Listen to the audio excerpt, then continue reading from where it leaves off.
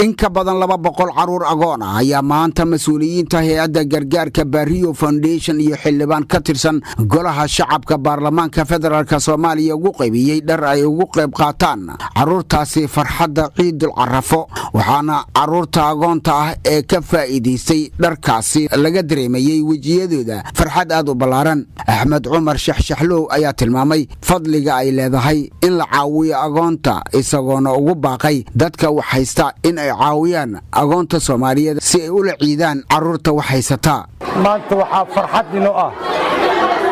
oo wax ku dayasho mudan ah Barrio Foundation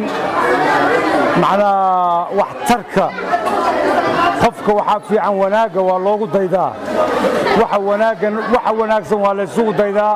xumaantana waa la iska reebaa. Gudoomiye ku-xigeenka dhinaca arrimaha bulshada ee maamulka degmada Xamarweyne Maxamuud Cali Xasan Maxamuud Dheere ayaa u mahad celiyay dadka soo gaarsiiyay agoonta Soomaaliyeed dharka ciida oo farxadda la qaybsanaynaa ilmaheena agoonta degmada Xamarweyne oo maanta halkaan dhar ciid ah gaaraya 200 oo caruur ah oo maanta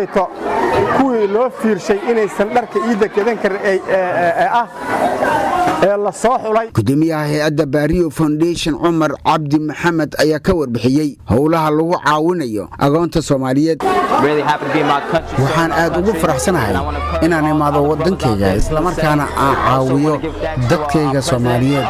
waxaan sidoo kale mahad u celinayaa madaxweynaha Jamhuuriyadda Federaalka Soomaaliya xildhibaan Lutfi Shariif Maxamed oo kamid ah golaha shacabka baarlamaanka Federaalka Soomaaliya oo ka qayb qaadanaya qaybinta dharka ciida caruurta agoonta ayaa ku dhiirigeliyay bulshada Soomaaliyeed inay qayb weyn ka qaataan caawinta agoonta Soomaaliyeed. qof waliba wuxuu ka walwalayaa caruurtiisa sidoo ugu farxin lahaa aabo waliba kaas ku mashquulsan yahay hooyo waliba